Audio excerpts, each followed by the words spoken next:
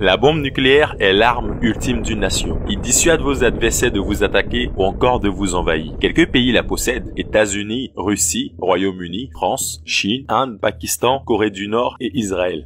Les Américains interdisent tout autre État de la posséder, bien sûr, à coup de sanctions économiques ou encore en vous envahissant directement. Mais bon, ils n'ont pas besoin que ce soit vrai. Ils ont juste à trafiquer des photos pour aller chez vous. Exemple, Irak. C'est sûrement ce genre de comportement qui donne envie à un État de la posséder afin qu'on la laisse tranquille. Les premières bombes nucléaires ont fait des dégâts effrayants. Les villes de Nagasaki et d'Hiroshima ont été rayées de la carte ainsi que leurs habitants. 220 000 morts sur le coup, sans compter les dizaines de milliers de morts à cause des radiations. Ces bombes-là, encore surnommées Little Ball, ne sont plus rien face aux bombes du 21e siècle, qui sont des milliers de fois plus puissantes. Il y a vraiment de quoi s'inquiéter. La question suivante, quelle est l'arme atomique la plus puissante du monde? Certains vont penser à l'une des plus connues, la Star Bomba, lancée en 1961 par les soviétiques dans une archipel déserte au nord de la Russie. Elle est des milliers de fois plus puissante que Little Boy et aurait, si elle avait été larguée en France, rayé une région grande comme l'Île-de-France de la planète et causé 7 millions de morts directes sur 13 millions d'habitants, sans compter ceux qui mourraient des semaines plus tard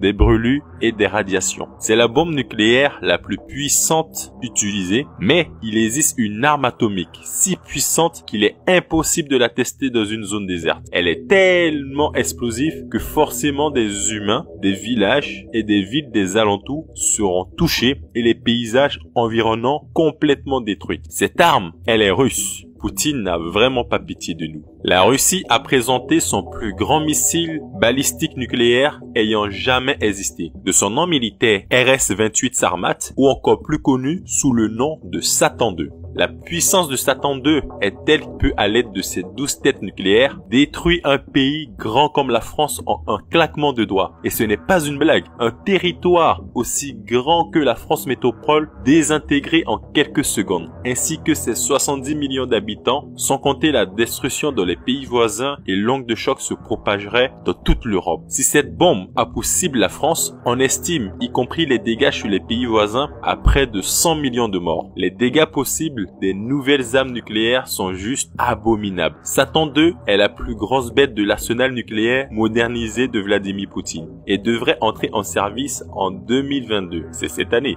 Il est certes rassurant pour un pays de posséder l'arme la plus puissante de la planète, mais il faudrait être capable de toucher les cibles ennemies. Des puissances militaires comme la France, l'Angleterre et les États-Unis se situent assez loin de la Russie, sans compter qu'ils ont des radars pour localiser des engins militaires étrangers et des boucliers de défense antimissiles. Ce sont des missiles spécialement conçus pour intercepter et détruire d'autres missiles. Mais c'est là que Satan II est très dangereux, voire invincible, voire invulnérable. Cette arme de 208 tonnes a une portée, apprêtez vos oreilles, de plus de 18 000 km. Depuis Moscou, il est capable de toucher n'importe quel point sur la Terre. Aucun pays au monde n'est à l'abri. Même pas si vous vous abritez dans le coin le plus reculé du pôle Nord, du Sahara ou de l'Amazonie. Tous les pays européens, y compris les États-Unis, sont vulnérables à ce missile. En plus de sa puissance et de sa portée, il est équipé d'une technologie furtive pour tromper tout type de système radar ennemi. Même les radars russes sont incapables de le détecter. Il est juste un fantôme. Mais le pire n'est pas là. Aucune technologie de défense antimissile ne serait en mesure de l'arrêter. C'est un missile hypersonique de vitesse Mach 20, soit 20 fois la vitesse du son. C'est égal à plus de 25 000 km/h. Il est si rapide que aucun missile au monde ne peut l'intercepter. Il pourrait faire le trajet Moscou-Londres en 6 minutes et les trajets Moscou-New York en 14 minutes seulement. La présentation de cette arme a rendu obsolète tous les boucliers de défense antimissiles. Ils sont devenus totalement inutiles. En théorie, aucun missile de défense ne pourrait arrêter cette arme nucléaire avant qu'elle ne touche sa cible.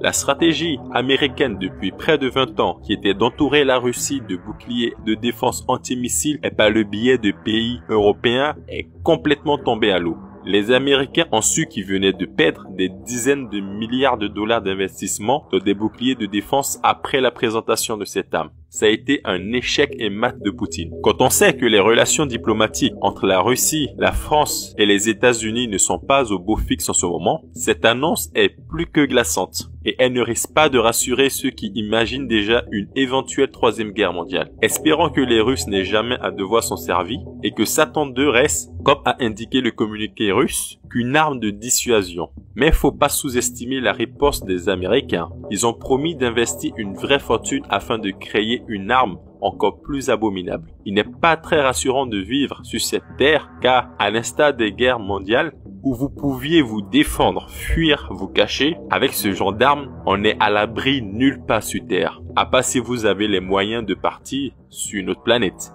Mais nous connaissons quelques personnes qui en seront capables.